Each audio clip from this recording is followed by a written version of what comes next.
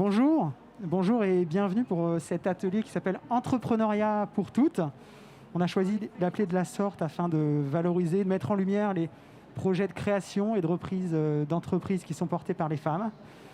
Pour vous donner quelques chiffres, au moins un seul déjà en introduction, il n'y a jamais eu autant de créations d'entreprises individuelles par les femmes qu'en 2019, parce qu'il y a eu 240 000 créations d'entreprises individuelles portées par des femmes, ce qui représente à peu près 40% du total, pour vous donner une idée. Donc voilà, il y a eu un certain nombre de progrès sur le plan quantitatif, sur le plan du volume. Pour autant, on constate qu'il reste encore des freins, il reste encore des difficultés à lever.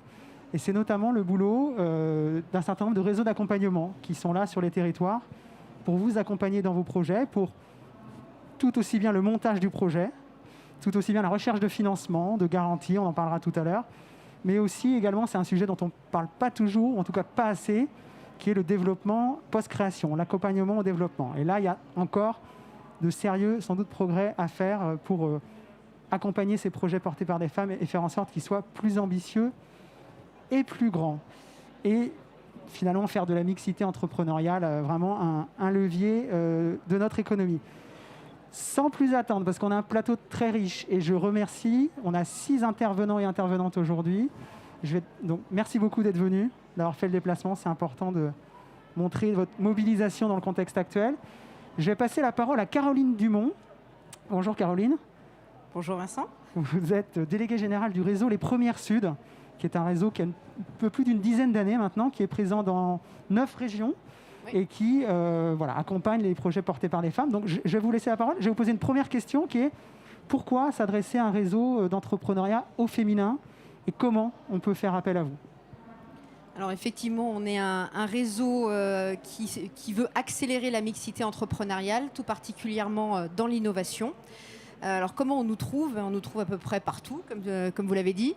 On va accompagner les projets à différents types de maturité. Donc ça va vraiment de l'envie, de l'idée, avec des espaces justement pour pouvoir challenger, se poser la question de se lancer, jusqu'à la création au sens large, c'est-à-dire la création et le démarrage de l'entreprise sur à peu près les 3 premières années.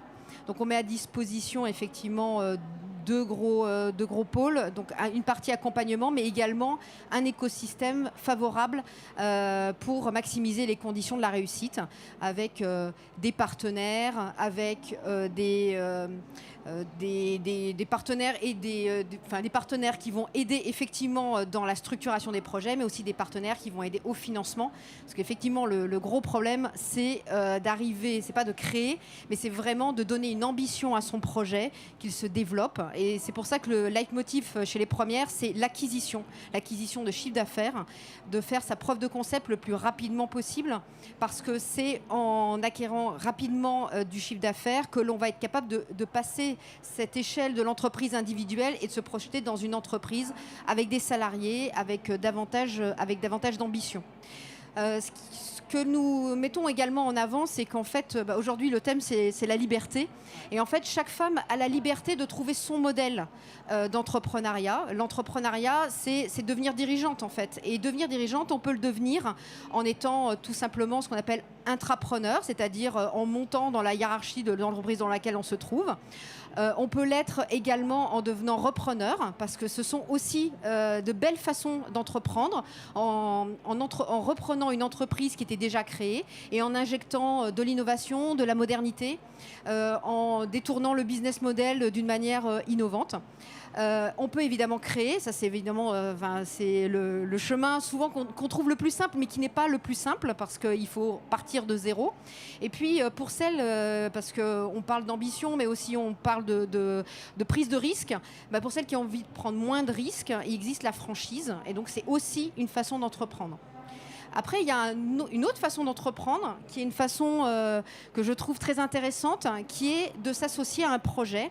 Et ça, c'est une voie qui est intéressante, notamment pour les femmes qui ont envie d'intégrer davantage d'innovation. Alors malheureusement, en France, encore aujourd'hui, il y a peu de femmes qui sont tech.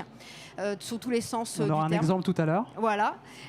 Et bien, quand on n'est pas tech, le problème, c'est qu'on va arriver avec un business model où il y aura peu de barrières à l'entrée. Donc, c'est très compliqué de faire sa place.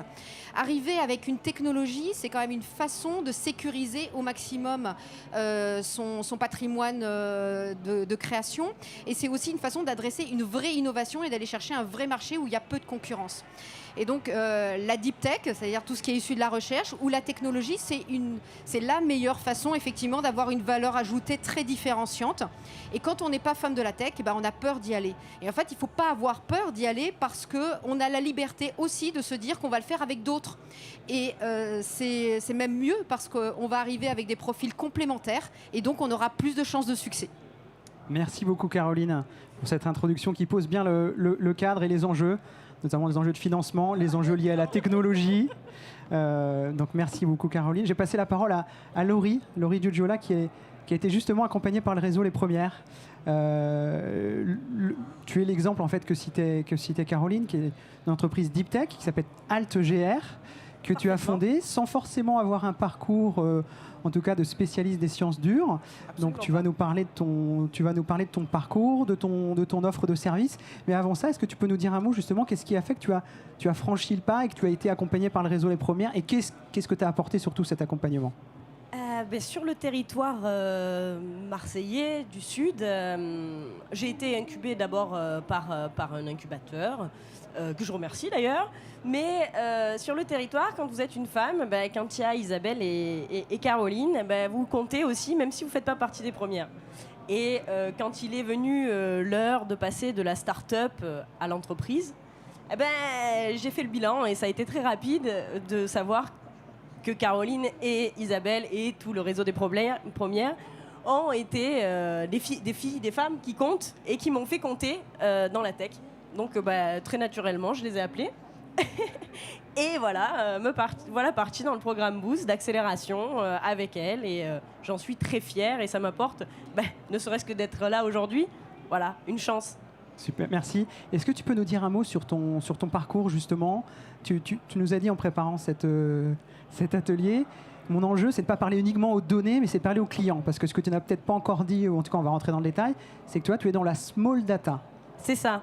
C'est qu'on essaye de démocratiser une technologie qui est aujourd'hui très usitée par les plus grands géants mondiaux, qui est le big data. Mais comment aujourd'hui le faire profiter de ces outils technologiques au plus grand nombre de chefs d'entreprise, petits, grands, c'est en réduisant la quantité de données à analyser. Parce que quand on est chef d'entreprise, même si on pense avoir beaucoup de données, on n'en a pas vraiment beaucoup, parce qu'il faut des systèmes de collecte qui sont très intéressants. Donc du coup, on a fait ça, et aujourd'hui, ça s'appelle RetroData, et c'est un outil qui permet à tous les décideurs de TPE-PME de faire de la data science et prendre des décisions assistées par leurs propres données. Peut-être un peu de publicité, comment on fait appel à toi aujourd'hui, comment ça se passe?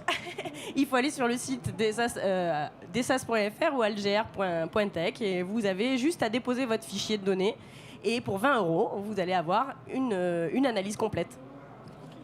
Merci beaucoup Laurie pour ce témoignage. Je vais passer maintenant la parole à Audrey Robert. Audrey Robert, merci. Je te laisse prendre un... Ouais, pardon, tu peux le mettre là. Je pense que celui-ci doit être... Audrey, tu es responsable du développement territorial du réseau qui s'appelle Force Femmes. Force Femmes est un réseau qui a maintenant 15 ans d'existence, qui est présent dans une douzaine de villes françaises. J'aimerais là aussi que tu nous parles déjà de l'offre de service, parce que l'accompagnement que vous proposez est un accompagnement spécifique, notamment pour les femmes qui ont plus de 45 ans et qui sont dans un parcours ou une phase de leur vie de recherche d'emploi, de réinsertion. Alors déjà, est-ce que tu peux nous dire un petit mot justement sur l'offre de service de Force Femmes, s'il te plaît? Donc Force Femmes, c'est une association, c'est pas un réseau. C'est une association reconnue d'intérêt général qui accompagne les femmes de plus de 45 ans en recherche d'emploi. Donc nous, en fait, ce qu'on leur propose, c'est de les accompagner, de les soutenir dans leur démarche de retour à l'emploi ou de création d'activités, en leur proposant un accompagnement double, avec un accompagnement individuel, avec un bénévole référent et des ateliers collectifs thématiques. Donc voilà en gros ce qu'on propose. Donc effectivement, on est présent dans 15 antennes dans toute la France. Et je peux parler de ma boîte. Oui, j'allais te lancer sur le sujet, notamment sur l'offre digitale d'accompagnement. Exactement. Vous proposez une formation gratuite. Donc, comme je disais, on a un volet accompagnement à la création d'activités. Et donc pour cela, on a développé une plateforme digitale qui reprend les étapes essentielles du montage de projet sous forme de modules vidéo. Donc c'est complètement gratuit, accessible pour toutes et pour tous sur Internet. Donc l'adresse c'est www.maboîte-entrepreneuse.fr et ça permet, alors ça remplace pas l'accompagnement individuel et on l'a pas pensé pour ça, mais ça permet d'avoir un panorama, une vue d'ensemble des étapes essentielles quand on souhaite créer et voilà. On va aborder dans cette plateforme tout ce qui est business plan, études de marché, démarche commerciale, etc. Est-ce que tu peux nous donner un petit exemple de projet que vous accompagnez? Est-ce que tu peux nous parler du projet, par exemple, de Patricia Le Bigot, dont on avait parlé, qui est à la tête d'une entreprise de transport de marchandises dans le Morbihan, pour illustrer un peu son parcours, qui est un parcours assez intéressant. Ce qu'il faut rappeler quand même, parce que Patricia, c'est pas une exception, mais il n'y a pas beaucoup de femmes qui créent dans le domaine dans lequel elle a créé. Nous, on est plutôt sur des femmes qui vont créer leur propre emploi. Après, effectivement, on a des exemples contraires, comme Patricia, qui devait être là aujourd'hui, qui a été accompagnée par l'antenne de Force Femmes à Rennes et qui a créé son entreprise de transport routier. Donc, elle est à la tête d'une entreprise de 9 salariés. Et elle a été une des lauréates de notre prix des entrepreneuses qu'on fait chaque année l'année dernière. Elle a reçu vraiment un accord unanime de l'ensemble du jury pour son parcours, pour le fait qu'elle est créée dans un univers masculin, etc. Et qu'elle ait encore plein de projets de développement d'entreprises, de rachat d'entreprises. Donc voilà, donc c'est vrai que c'est un beau profil. Après, c'est pas la majorité de nos femmes qui créent dans ce domaine. Voilà. Merci beaucoup Audrey pour ce témoignage. Je vais passer maintenant la parole à un intervenant, Pierre-Yves Blouche, qui est délégué général de France Active Bretagne. C'est aussi important de montrer que le sujet de l'entrepreneuriat au féminin passe aussi par l'engagement d'un certain nombre d'hommes sur le terrain. Pierre-Yves, la parité pour vous dans le réseau France Active Bretagne, c'est déjà une réalité, parce que je crois qu'une personne sur deux qui est accompagnée chez France Active est une femme. Donc j'aimerais que tu puisses nous dire justement quelle est la nature de cet accompagnement et peut-être nous dire un mot sur notamment un outil qui est très important pour sécuriser les plans de financement, qui est la garantie. Merci Vincent. Donc effectivement, vous l'aurez compris, je ne suis pas une entrepreneure féminine, mais bien un dirigeant associatif qui œuvre aux côtés de BPI France notamment pour favoriser l'entrepreneuriat féminin, avec une casquette un petit peu particulière qui est la casquette du financeur. Dans le réseau France Active, on favorise la création d'entreprises au féminin et plus particulièrement la création d'entreprises au féminin et la création d'entreprises engagées avec un impact social, environnemental, territorial des projets. Et on a une compétence technique autour du financement qui est vraiment notre cœur de métier historique. On a des outils de prêt, des outils de garantie qui permettent de favoriser les créations et les reprises d'entreprises portées par des femmes et de maximiser leurs chances de réussite. Alors tu le disais Vincent, c'est dans l'ADN du réseau France Active. Il y a plus de 50% de bénéficiaires qui sont des créatrices ou des repreneurs d'entreprises pour une moyenne nationale selon les stats qu'on prend entre 30 et 40%. Donc c'est vraiment un marqueur important du réseau France Active. Et ce cœur de métier de financement m'amène à vous dire qu'il y a un élément fondamental dans les plans de financement auxquels il faut faire attention. On voit énormément de créatrices qui démarrent leur activité en étant sous-financées parce qu'elles ont peur. L'argent, c'est pas toujours évident, l'endettement, c'est pas toujours évident. Et on a plus de projets qui connaissent des difficultés en étant sous-financés qu'en étant surfinancés. Donc il ne faut surtout pas hésiter à aller chercher des ressources financières. Il y a souvent besoin de 3 à 6 mois de charges fixes en trésorerie pour travailler vraiment dans des bonnes conditions au démarrage et pas avoir trop de pression de cessation de paiement. Très bien. Message important et que je ne peux que relayer. Pierre-Yves, je voudrais aussi t'entendre sur la nature des projets que vous accompagnez chez France Active. Tu parlais de l'ADN du réseau. C'est un réseau qui a plus de 30 ans, qui est présent sur l'ensemble du territoire national pour les personnes qui ne connaissent pas encore. Vous vous intéressez à la dimension économique des projets, mais il y a aussi, vous vous intéressez aussi à la dimension sociale, sociétale, environnementale. Est-ce que tu peux nous dire un petit mot là-dessus ? Exactement, merci Vincent. Oui, on a un projet du réseau France Active qui tourne autour de l'engagement et qui permet de favoriser l'impact social, environnemental, territorial des projets. Évidemment, il faut de la performance économique des projets. Le but, c'est quand même de pouvoir gagner sa vie. Mais au-delà de la performance économique, on va rechercher une plus-value sociale, environnementale, territoriale. Alors, ce n'est pas juste des mots, hein, ça se traduit par la nature des activités qui sont financées. Sont des activités liées à l'inclusion professionnelle, parfois des activités liées à l'environnement, sur des petites activités d'éco-pâturage ou des beaucoup plus grosses activités, des scopes industriels. Et elles sont aussi portées par des femmes, ces entreprises-là. Donc on a 2 représentantes qui interviendront après moi avec Elena et Marie, qui sont des entrepreneurs engagés et qui portent magnifiquement bien sa dimension d'engagement sociétal. J'insiste quand même pour dire qu'il y a 30 salariés au niveau de la Bretagne. Hein, mes collègues m'écoutent, donc je les salue. Hein, je suis obligé. On maille vraiment le territoire breton avec 10 antennes réparties partout sur la Bretagne. 30 salariés en Bretagne et 42 associations territoriales au national. Exactement, 42 associations territoriales. On couvre également les dom-tom, hein, en plus de la France métropolitaine. Merci beaucoup Pierre-Yves pour ce témoignage. Merci à vous. Je vais passer la parole maintenant à Elena Magnerou. Elena intervient aujourd'hui à 2 titres. Elena est présidente du réseau Femmes de Bretagne qui a été fondé par Marie, qui interviendra tout à l'heure. Elena va donc nous dire un petit mot sur le réseau Femmes de Bretagne et la formidable dynamique qui existe sur le territoire avec ce réseau, l'élan de solidarité qui est né de ce réseau. Et puis tu vas aussi nous parler dans un second temps, M180, c'est le petit pin que tu as mis puisque tu t'es toi-même lancé il y a quelques mois. D'abord un petit mot sur Femmes de Bretagne peut-être, Elena. Déjà, merci Vincent de nous avoir invités. Je suis ravie de pouvoir vous présenter le réseau Femmes de Bretagne. Donc, c'est une association qui a été créée il y a 6 ans par Marie-Éloi, ici présente, qui a comme objectif de favoriser l'entrepreneuriat féminin. Donc, c'est une association ouverte à toutes les femmes, entrepreneurs, porteuses de projets, mais pas que, hein, des femmes aussi en poste, toutes celles qui souhaitent participer à l'essor de l'entrepreneuriat féminin.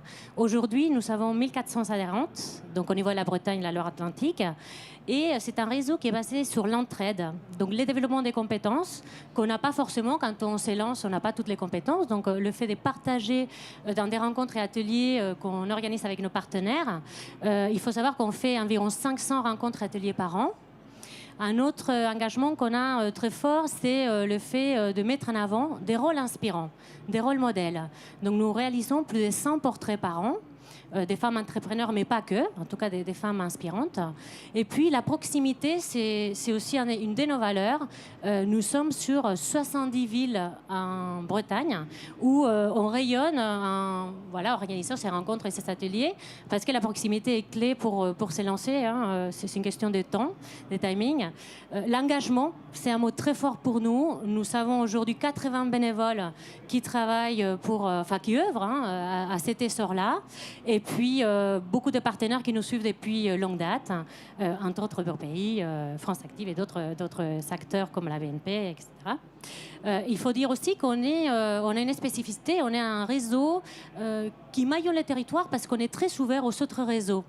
On adore l'effet interréseau. Je regarde les premières parce qu'on parlait tout à l'heure, Force Femmes pareil. Enfin, tous les réseaux féminins et mixtes d'ailleurs. En fait, on veut être partout où il y a des entrepreneurs, qu'on soit en ruralité, dans les îles ou dans les grandes villes. C'est vraiment notre objectif. C'est très intéressant. Je précise, mais c'est un peu de teasing pour l'intervention de Marie tout à l'heure, que pour ceux qui ne seraient pas bretons, vous avez vu qu'il y a beaucoup d'intervenants bretons. Femmes de Bretagne se déclinent à l'échelle nationale maintenant, on en parlera tout à l'heure avec Femmes des Territoires. Avant cela, un petit mot sur ton parcours personnel et entrepreneurial, puisque tu as une expérience importante dans le domaine des RH, dans le domaine du privé, et tu as choisi de lancer ce qu'on appelle une entreprise à mission. Alors, il va falloir déjà que tu nous expliques ce que c'est, que cette nouvelle manière d'entreprendre à mission. Je crois que ça a été lancé avec la loi Pacte, donc c'est pas très ancien. Et puis que tu nous parles du secteur d'activité dans lequel tu te lances également. Voilà. D'accord. Bon, il faut dire que 4 ans au contact de ces femmes qui osent, qui entreprennent, forcément, ça m'a donné envie de me lancer, même si c'était pas du tout dans les parcours initialement tracés. J'ai travaillé pendant 17 ans dans les ressources humaines et plutôt dans des secteurs nouvelles technologies, audiovisuels, en tout cas pas du tout dans les secteurs dans lesquels j'ai créé M180, donc des méthodes 180 minutes. Alors, je suis partie d'un constat qui était que le secteur du service à la personne, qui a une très forte croissance et qui va l'être dans les années à venir, avec le vieillissement de la population, était un secteur qu'il fallait accompagner dans l'attractivité du métier, mais surtout, notamment dans l'amélioration des conditions de travail, puisqu'il est composé majoritairement de femmes, mais des femmes généralement en situation précaire, puisqu'ils sont des multi-employeurs, des contrats CDD, la plupart sont au SMIC, enfin voilà. Donc je vous fais un peu le topo du secteur qui m'a parlé, moi, à un moment donné. Sauf que n'étant pas de ces secteurs-là, j'ai fait quoi? J'ai fait appel au réseau. C'est-à-dire que la principale aide que j'ai eue tout de suite pour rencontrer les acteurs du secteur, c'est le réseau. Ils m'ont ouvert ses portes, j'ai pu faire une étude de marché et donc créer une offre de services, une proposition de valeur qui répondait à des brèches où on pouvait innover. Donc ça, c'était la première étape, faire cette étude de marché. Puis ensuite, j'ai souhaité que cette entreprise soit alignée avec des valeurs RSE, des responsabilités sociétales des entreprises. Et donc, j'ai créé une entreprise à mission, c'est-à-dire c'est une approche juridique. On a dans les statuts de l'entreprise donc non seulement la raison d'être qui est décrite, mais qui est accompagnée d'engagement, donc un comité de pilotage qui valide tous les ans que tout ce qu'on met en place répond à la raison d'être des M180. Et la raison d'être, c'est quoi pour nous? C'est valoriser les métiers à forte utilité sociale et intention. Donc, entre autres, les services à la personne, la propreté, etc. Merci. Et on peut retrouver ces informations sur le site de M180. Tout à fait. M180 va la faire. Ouais. Voilà. Merci. Merci, Elena. Merci beaucoup aussi pour ton témoignage. Et enfin, je vais passer la parole à Marie. Marie-Éloi. Merci d'être avec nous aussi, Marie. Tu es la fondatrice justement de cette dynamique, j'ai plutôt envie de parler de dynamique, de ce que je disais d'élan de solidarité à travers le réseau Femmes de Bretagne, que tu as créé en 2014 et que tu as choisi de décliner avec un certain nombre de partenaires en 2019, Femmes de territoire, pour essayer de dupliquer ce principe de communauté dans d'autres régions. Et puis, tu es également à la tête d'un réseau business qui s'appelle Bouge ta boîte. Alors, on va déjà peut-être parler de ces deux dynamiques-là, de ces deux parcours, de leur complémentarité. Et puis après, on parlera d'un sujet qui te tient à cœur, qui est celui et qu'on a déjà pas mal évoqué, qui est celui du financement des projets des femmes, de leur développement, la nécessité qu'elles fassent aussi appel à des business angels, qu'il n'y ait pas d'autocensure. Voilà. Plein d'idées, il nous reste 6-7 minutes. Je te laisse la parole, Marie. Donc, comment faire bouger les choses, en fait? Alors, je suis très, très fière d'avoir entendu Elena Magnerou parler de Femmes de Bretagne, parce que tu es présidente depuis quelques jours, coprésidente depuis 2 ans, et je suis très fière que tu prennes la suite de ce beau réseau qui a été effectivement lancé en 2014 pour mettre en lien toutes les femmes, pour s'entraider et créer des entreprises. Et moi, depuis le tout début, en 2014, j'avais commencé à réserver des noms de domaine, Femmes du Nord, Femmes des Hauts-de-France, Femmes de PACA, parce que je voyais la belle énergie qu'il y avait en Bretagne et je voulais que ça puisse exister partout en France. Et puis, il y a 2 ans, la Fondation Entreprendre a organisé un concours des ailes pour entreprendre avec AXA. Et avec Céline, qui est là-bas, Céline André, la déléguée générale de Femmes des Territoires, on a participé, dernier jour, dernière heure, au concours. Et on a gagné.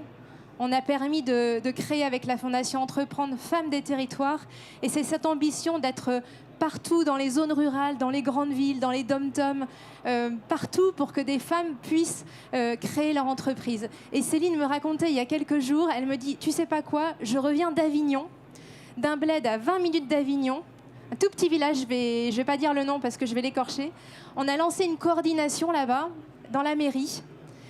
Il n'y avait pas de café dans ce village, parce qu'il fallait aller dans la zone industrielle à l'extérieur. Et dans ce village de 1900 habitants, sans café, il y avait 28 femmes qui voulaient entreprendre. Et Céline, elle a lancé 39 coordinations en 9 mois en France. Donc c'est vraiment une belle aventure qui est partie. Femmes des Territoires, c'est à la fois digital, une plateforme collaborative, et physique avec des coordinations. Et Bouge ta boîte, j'ai créé ce réseau business en 2016 parce qu'il y a un chiffre que je voudrais partager. C'est aujourd'hui 70% des dirigeantes d'entreprises ne vivent pas de leur activité. Et ça, je l'ai constaté en rencontrant tous les jours des dirigeantes d'entreprises depuis 6 ans. Et à chaque fois, elle me disait, mais tu sais, Marie, j'en vis pas de mon activité. Donc j'ai appelé une chercheuse en entrepreneuriat féminin, Séverine Leloharn, et je lui ai dit, mais c'est quoi les vrais chiffres? Parce qu'on en parlait tout à l'heure, il y a entre 30 et 40% de dirigeantes d'entreprises, donc on n'est pas loin de la parité, ça va. Mais moi, je ne voyais pas ça, en fait, sur le terrain. Et elle m'a dit, écoute, je pense qu'il y a 70% des dirigeantes qui gagnent moins de 1 500 € par mois. Et je lui ai dit, et pour les hommes? Pour les hommes, c'est 50%. Je pense que c'est 50% qui n'en vivent pas correctement. Mais quand on leur demande, ça veut dire quoi gagner correctement ta vie? Un homme, il va répondre, gagner entre 3 et 4 000 euros par mois. Et nous, les femmes, c'est 1 500. Donc ça veut dire qu'il y a un gap énorme et que le poids économique des femmes aujourd'hui, en France, il est faible. Parce que si 70% des dirigeantes d'entreprises n'en vivent pas et qu'on vivote, forcément, si on a beau créer toutes les entreprises du monde avec du sens, on a très peu d'impact. Donc il fallait changer ça. Et j'ai regardé à ce moment-là les réseaux féminins, il y en a énormément. Et l'intérêt d'un réseau féminin, c'est de s'identifier les unes aux autres, parce qu'on manque cruellement de rôle modèle en France. J'enchaîne sur ta question, mais aujourd'hui en France, en 2018, dans les personnalités les plus médiatisées, catégorie patron, on a eu 1% de femmes médiatisées. 1%. Comment voulez-vous qu'on puisse s'identifier, qu'on puisse se dire c'est possible, moi aussi je peux, si on n'a personne qui nous montre le chemin et qu'on a l'impression d'être un peu tout seul à être dans ce chemin avec sa machette. Donc la première chose à faire quand on est déjà entrepreneur, et je vous remercie toutes d'avoir témoigné, c'est de se rendre visible. Pas pour vous, ou aussi pour vous, tant mieux pour vous, mais surtout pour montrer la voie aux autres. 1%, c'est pas possible. Donc se rendre visible, donc c'est pour ça que je disais, voilà, très peu de femmes entrepreneurs. Les réseaux féminins, ça permet de s'identifier, d'avoir des rôles modèles, c'est un coup de boost. Ça permet aussi d'échanger avec authenticité. On peut dire ses forces, mais aussi ses faiblesses. On peut dire je sais pas ou j'ose pas dans un réseau féminin. Et t'en parler, c'est vraiment l'intérêt de tous les réseaux féminins. Voilà. Et donc 500 réseaux féminins et pas de réseau business. Pas de réseau qui parle chiffre d'affaires, recommandations, prospection, c'est-à-dire avec une méthode structurée, des rendez-vous réguliers, une assiduité, etc. Et par contre, il y en a plein des mixtes. Et il y a très peu de femmes dans ces réseaux-là. Donc c'est pour ça qu'est né Bouge ta boîte.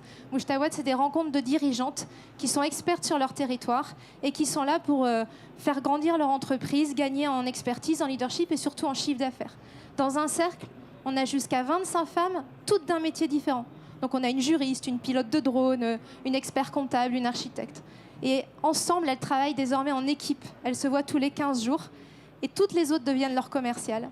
Toutes les autres deviennent leur comité stratégique, donc les poussent un peu en disant alors t'es allé le voir ton client et tu lui as dit quoi et comment il a réagi. Donc on se pousse les unes les autres et aujourd'hui on est dans 100 cercles en France. Donc ce sont des cercles de positivité, des cercles positifs et d'entrepreneuriat qui émergent partout dans les territoires. Et aujourd'hui les territoires, on a un vivier qui est inexploité, c'est nous les femmes en fait. C'est la mixité.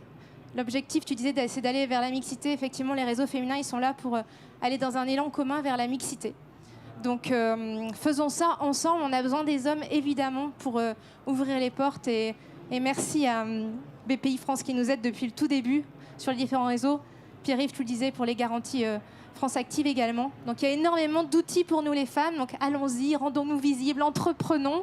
Et surtout, faisons-le ensemble. Voilà. Merci. Merci beaucoup Marie. Je pense non, mais tu as bien résumé la situation. Ce qui est important finalement, c'est de vous rendre compte qu'il y a une offre de réseau d'accompagnement qui est importante, quels que soient les territoires. Il y a, quel que soit votre profil, aussi il n'y a pas de bon profil ou mauvais profil pour entreprendre. Il ne faut absolument pas s'auto-censurer. Il y a que des opportunités. Après, il faut trouver un certain nombre d'équilibres en fonction de ses ambitions. Tu veux dire un petit mot, non? Oui, deux derniers chiffres. Oui. Aujourd'hui, en France, il n'y a que 12% des dirigeantes d'entreprises qui se financent. Plus de la moitié ne se financent pas. Et quand elles se financent, c'est 3/4 avec leur économie personnelle. Alors qu'il y a des prêts d'honneur, des garanties, il y a tous les outils pour avoir une entreprise viable. Quand on ne se finance pas, on a un petit projet qui a peu d'impact. Et le deuxième chiffre, aujourd'hui, 55% des dirigeantes ne peuvent pas citer un nom de femme entrepreneur inspirante. Parce qu'on manque de rôle modèle. Et quand on cite un nom, les deux noms les plus cités en France, c'est Michelle Obama et Oprah Winfrey. Donc il y a du boulot, les Françaises. Merci Marie. Là aussi, j'abonde. Pour retrouver toutes ces informations au quotidien, il y a un site internet qui s'appelle bpifrance-création.fr. Je me permets de faire aussi un peu de pub, mais qui met en valeur justement toutes ces solutions, ces outils. Tu as parlé des prêts d'honneur, qui sont des outils extrêmement importants. Quel que soit là aussi votre profil, que vous soyez demandeur d'emploi, que vous soyez en poste, en activité, il y a plein de possibilités de renforcer vos quasi-fonds propres et d'avoir un peu comme tu le disais Pierre-Yves, vraiment de sécuriser son plan de financement dès le départ. N'attendez pas, parce qu'il y a certains dispositifs que vous ne pouvez plus mobiliser une fois que vous avez raté ces premières étapes. Donc je vous invite vraiment à aller voir sur le site bpifrancecreation.fr. Vous retrouverez tous les offres de ces réseaux d'accompagnement dans la rubrique qui s'appelle « Qui peut m'accompagner ?» Et le mot de la fin, c'est entreprenez, collaborez, soyez solidaires et portez-vous bien. dans les réseaux. Pardon? Voir big et liberté. Merci beaucoup.